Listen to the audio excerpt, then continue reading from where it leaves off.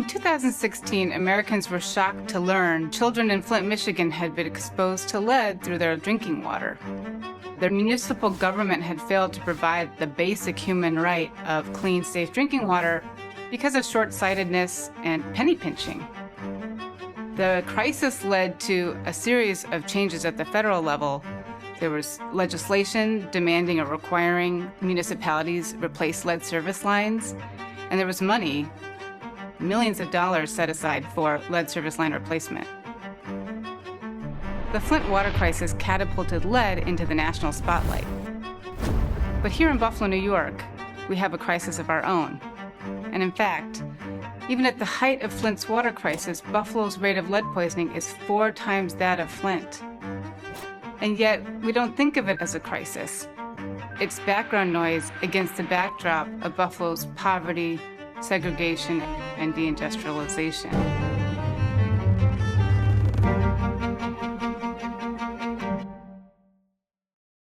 I was diagnosed with lead at the age of 3, so it was about like 27 years ago. In the east side of Buffalo, I was eating paint chips in the windowsills of the apartment. And I don't remember much, but my mom tells me that I was hospitalized for like a week or a week and a half. We were also moved to she called it like a lead safe house when it happened. They moved us to a temporary apartment so that, I wouldn't be around that lead anymore. And I don't remember much about it, but I know that like during growing up, like I have had some like social, emotional issues growing up, maybe some memory problems due to my exposure, but my mom was very hands-on with me as a young child, so she worked with me with my my learning and emotional problems. AJ was born prematurely. He was actually born 2 months early. And lots of complications when he was born, spent a few weeks in the NICU. Once he hit about 1, he was a pretty normal, active child. We moved a couple times, and when AJ was 3, we landed over on Gorton Street. And just before his 4th birthday, we took him into a normal physical visit. And the nurse was like, oh, well, we need to do a finger prick for lead poisoning here. Wash his hands, went through all the steps. She came back, she did the finger prick, and she comes into the room. She's like, have your son ever been exposed to lead? We called the landlord immediately. He dismissed everything, ignored me.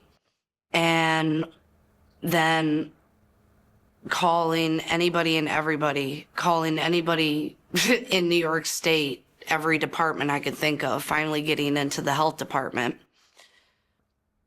It was a long 4-month process of even figuring out where the lead was coming from, contacting the water authority, a lot of anxiety, a lot of nerves, a lot of back and forth to the doctors. AJ had no clue what was going on. Every 3 months, I had to take him and hold him down and listen to him scream, telling me, Mommy, no. He didn't want the needle in his arm. When children are poisoned, both at the level of the child and the family, and it causes immeasurable suffering to their families and to themselves. Families have to go to the doctor's office. They need to understand where the source of lead was. They need to deal with their child's nutrition to try to lower those levels. And of course, there are the long-term effects of lead that the family has to deal with for years, if not decades. His name is Kai Robertson. He got high levels of lead. He's 3 years old. He's a smart boy. So, yeah, I'm just here to tell my story about him.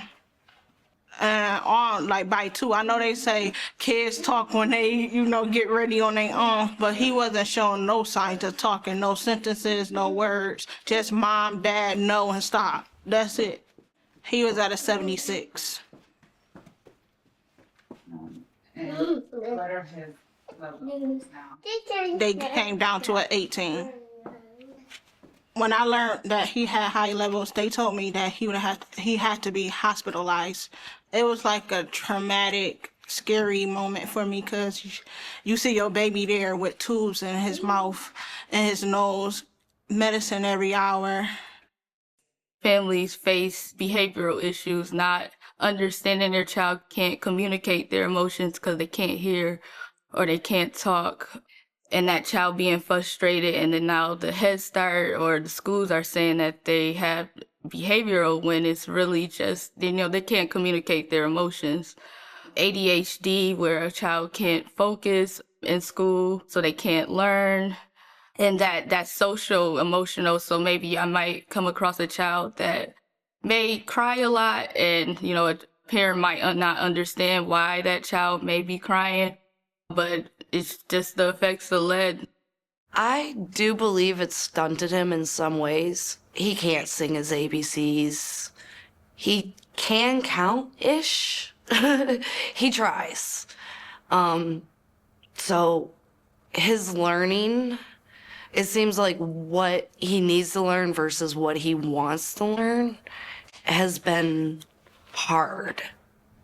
It's hard for him to sit still. It's hard for him to concentrate. He constantly has to be moving, constantly has to be on the go. So trying to get him to sit back and relax. There's days he gets up at 7 o'clock in the morning, doesn't go to bed until 1 o'clock in the morning. He just goes. So much energy. And I don't believe he's exactly where he needs to be, but I believe one day he will get to where he needs to be. In Buffalo, we have tens of thousands of lead service lines, but luckily our corrosion control system works quite well and our drinking water is largely safe. The problem in Buffalo is paint. We have tens of thousands of homes that are slathered and coated in lead-based paint. That lead-based paint deteriorates over time, causing dust and chips, which then gets into children's mouths. When we first started doing this work, we were just convening anybody who we thought had an interest in preventing lead poisoning. It was the city, it was the county, it was physicians, it was people from across the community, housing advocates, and we convened them all together, and we were kind of a motley crew. It was a coalition of interested people. By the time we got to 2018, we had released this report which looked at type and incidences of lead poisoning. And what we clearly saw there was that children were getting lead poison in rental units, single and double rental units. As we worked more with the medical community and with pediatricians this year, we heard from them again how much of the lead poisoning is coming out of rental housing. So the Western New York Lead Poisoning Prevention Center told us virtually all of their patients with elevated lead levels, including children with extreme lead levels that require hospitalization and chelation treatment, live in rental housing. We heard from Jericho Road Community Health Center that serves many refugee and immigrant families in Buffalo that, again, the vast majority of their children with lead poisoning are coming out of rental housing. Now everybody tells you, oh, let's just move, just move, just move. Well, it's not that simple. Landlords now require you to have $20 per application. You can go on to Zillow, you can buy the Zillow subscription and then read through most of those posts and does not accept Zillow application, must pay for additional application. You're out hundreds of dollars before you can even get the money together to get a security deposit. And most of the landlords won't accept downtown's security agreement or anything like that. They really do make it hard for anybody who's low income in the city to have a decent place to live. Because if you're low income, they really don't care. For many years, we had dozens of partners coming together calling for the city to adopt proactive rental inspections and make rental housing more lead safe. In 2020, our partnership was really happy when the city adopted that policy. But 4 years later, in 2024, we could see that they weren't doing as many inspections as they needed to get the job done. So for years, we've had these frontline direct service partners coming to us saying, it is not getting any easier. It's still very difficult to find a unit that is affordable, that is lead safe. And so we saw over many years that not enough repairs were getting made and that the city was not doing enough inspections to make sure renters have safe housing stock when they go out to find a new place to live.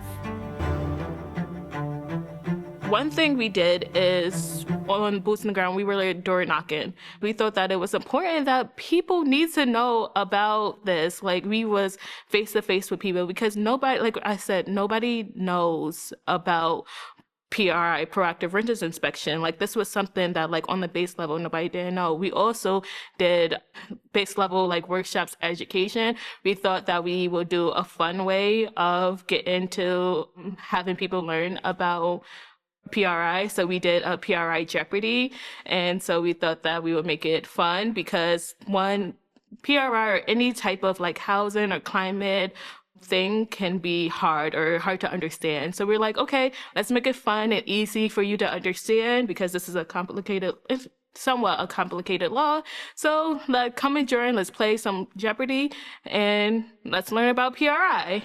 With that too, we also held rallies. We got people to come out and come to City Hall to be like, hey, this is PRI, get some press around it too. And then we also did a sign-on letter with 39 organizations sign on to say like this is a problem. They need to sign on to PRI. They need to like actually implement and fund PRI. About 40 of our partner organizations came together and called on the city of Buffalo to ramp up the progress, hire more inspectors, set a schedule to tell the community how are we going to get through the 36,000 rental units that are the highest risk for lead poisoning and make sure that they're safe for renters. We had a whole community come together and make this ask in February, and we kept up the call throughout the city's season of negotiating its new budget.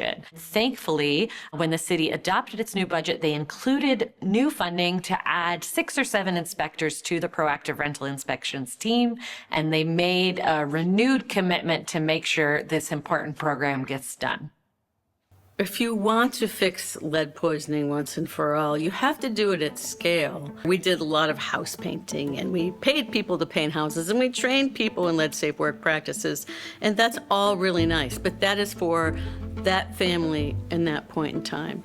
If you really want to address a city full of children who are at risk of lead poisoning, you have to do it in a way that addresses the systems. And given our rental stock, it has to be directed to those rental units. Where it has worked in other cities, it's worked because of those rental inspections.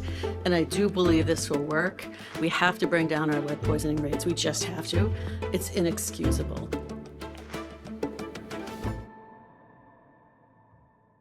Currently, we're in my house on Niagara Street. I actually received the Erie County Lead Grant many years ago. They replaced probably about 30 windows and doors. I was actually over budget, but I'm resourceful and I made it work.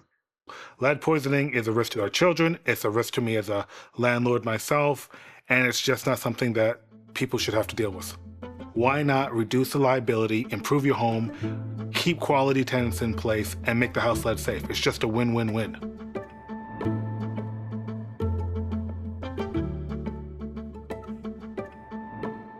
And the reality is there are far too many projects out there, whether they're done by a contractor, whether they're done by handymen or DIY, where people just don't really understand the degree to which they need to use lead-safe work practices and the importance of doing that so they don't leave the contamination behind. If you're not using lead-safe work practices, you're likely creating a situation that's probably worse than the way it was. Normal vacuums blow out a fair percentage of the dust that they pick up, and we're talking about dust that's very fine. It's also very heavy, okay? So unless we're using the specialized equipment and appropriate cleaning procedures, specialized cleaning procedures that you learn by attending the training, you're gonna end up creating a situation where you think it's clean, but in fact it's not. Lead is microscopic, and these very small concentrations can cause significant health impacts.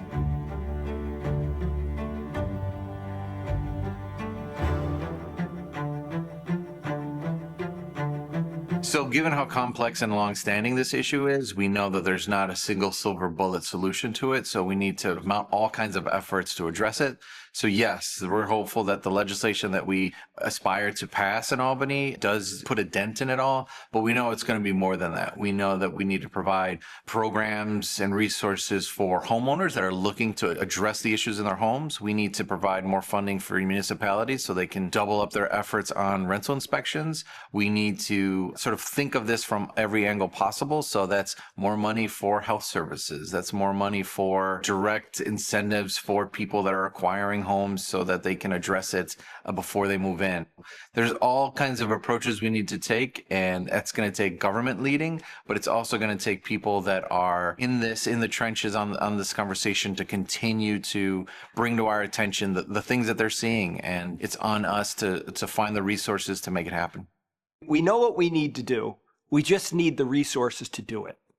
And that boils down to funding, whether that's to train more folks to do the work, provide them with the supplies, the materials, the equipment to do the work, or to just incentivize it so property owners get involved. So we know what to do. You know, we've got decades of experience and research to draw on. We just need the support to make it happen. It's meaningful to me because I get out and I'm able to help folks deal with what is likely the worst environmental hazard that's ever impacted mankind. Buffalo has one of the highest rates of lead poisoning in not only in New York State, but in the country. And it's about time we got around to doing things around here, and I think this is the opportunity. One thing that we need to do that is to have a strong coalition that adds our voices to the policy debate. It's been so useful over the last year to hear directly from educators that work in early intervention, to hear from tenants advocates that have helped families move when they have lead, to hear from doctors and physicians about what they've seen in many years of family practice. When we have the resources to bring all those people together and speak up to decision makers with one voice, it means that we're going to see a different set of policy decisions that prioritizes lead, prioritizes children and their full potential. Why spend the money on this issue? If you don't spend it now, you'll spend significantly more later.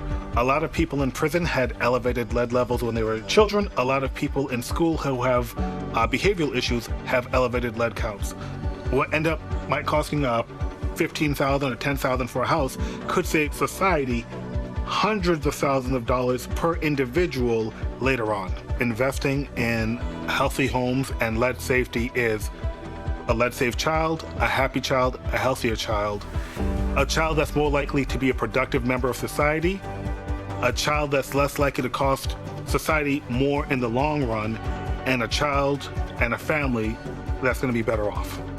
Racism, lead poisoning, redlining, they all line up together, and an investment today is an investment in saying we want everybody, no matter the background, no matter the race, no matter the religion, to live in safe, affordable housing. If we had more resources in Buffalo, we would be able to renovate all the houses where there is no lead at all. In the houses, no child could be exposed, even down to the water pipes. That would be the most ideal thing to stop lead spreading in Buffalo, New York. So if we had a lead-free city, some benefits would be we will have a healthier community, so less diseases or mental health issues, even down to violence, because a lot of those mental health issues can cause, violence and trauma and stress in homes. And we'll just have like a healthier, happier community in Buffalo, New York, for minorities and immigrants who live in those areas that have those high lead exposures.